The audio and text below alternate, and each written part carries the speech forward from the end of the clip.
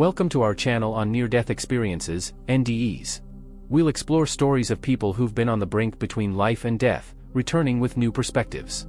These accounts offer a unique glimpse into existence, life's meaning, and the universe. Each video is a journey through transformative experiences and spiritual discovery. We're creating a space of understanding and sharing for these extraordinary stories. Whether you're here out of curiosity or seeking comfort, we hope to bring you peace and awareness. Join us on this journey of spiritual exploration. Every moment is an opportunity to grow and love. Thank you for being here with us. I'd like to share with you an extraordinary and authentic story that happened to me. At the age of 16, I'm now 28. I was in a relationship with a truly special boy named Edwin, who was also 16. Our bond was incredibly deep, and we shared heart and soul. Although many think that at that age one cannot fully understand love, somehow we felt we were soulmates, a feeling difficult to explain but undeniably real. On the evening of Thursday, July 2, 1987, Edwin drove me home after work. While in the car, I was suddenly struck by a terrible fear of losing him. So much so that I didn't want to get out of the car. I hugged him, kissed him, and confessed this feeling to him. He held me close, looked into my eyes, and reassured me, "You'll never lose me, little one." I asked him to call me once he got home to know he was safe, which he promptly did. The feeling of anguish passed. The following evening, Friday, July 3, 1987, I was planning to spend the weekend at his place.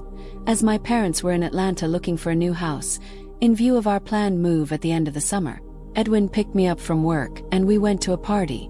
Unfortunately, during the evening, a fight broke out, and he was accidentally stabbed. He managed to reach the phone to call for help, but then lost consciousness. I was by his side, in the grip of hysterical crisis. Finally, the ambulance arrived, and I followed it by car with a friend and her boyfriend. I started praying, not with my mind but with my entire being. My heart, soul, every fiber of my body. I was praying not only to God but to Edwin himself. I wanted his soul to hear me. I didn't want him to leave me. Arriving at the hospital, we were led to the waiting room for relatives. I was on the other side of the room, facing the door. My friend Michelle sat next to me while I was bent in prayer, more intensely than I had ever done before. Michelle kept telling me that everything would be all right. As I prayed with all my being, I suddenly perceived a presence. It was Edwin. Even today, as I write these words, tears come to my eyes. He approached me and said, "I love you. I can't be with you right now, but one day we'll be together." Then he added, "You'll make it." I started crying and begged him not to leave me. He replied, "Remember that I love you and have faith." Finally he said goodbye. I screamed, and Michelle tried to comfort me, saying that Edwin would make it. But I knew the truth and told her, "No, Michelle. He's gone." At that precise moment, Father O'Brien entered the room and announced that Edwin was now with the Lord. I fell to my knees, overwhelmed with grief. In the days and weeks that followed, Edwin began to visit me in my dreams.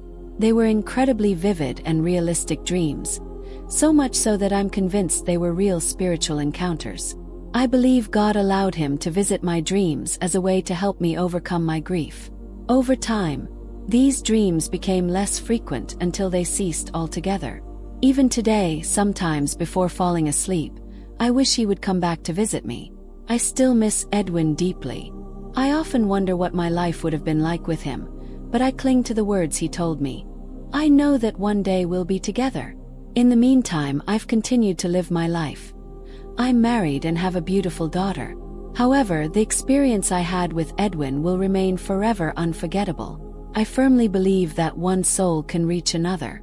I know this wasn't an NDE, but for me, it was an extremely significant spiritual experience that I will cherish in my heart for the rest of my life.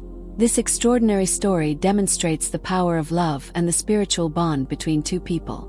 Despite their young age, the intensity of feelings and the depth of connection between the narrator and Edwin were authentic and powerful. The premonition of loss, followed by the tragic realization of that fear, highlights how sometimes we can perceive future events in ways we don't fully understand.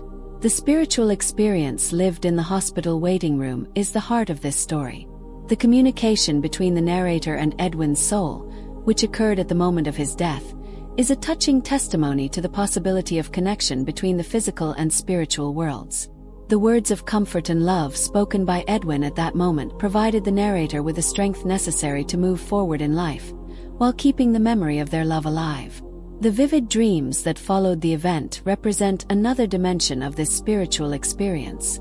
Whether they were true visits from Edwin's soul or a mechanism for processing grief, these dreams played a crucial role in helping the narrator cope with the loss and find a sense of peace. The story also underlines the importance of faith and spirituality in the healing process. The narrator's intense prayer and her belief in the soul's ability to communicate beyond the boundaries of earthly life helped give her strength and comfort in a moment of profound sorrow. Finally, the account highlights how it's possible to honor a lost love while continuing to live and create new bonds. The narrator has built a new life with a marriage and a daughter, but keeps Edwin's memory alive and the promise of a future reunion. This ability to balance the past and present, lost love and found love, is a powerful message of resilience and hope. In conclusion, this story reminds us that love can transcend the limits of physical life, that spiritual connections can be deep and meaningful even at a young age, and that spiritual experiences can have a lasting impact on our lives and our way of seeing the world.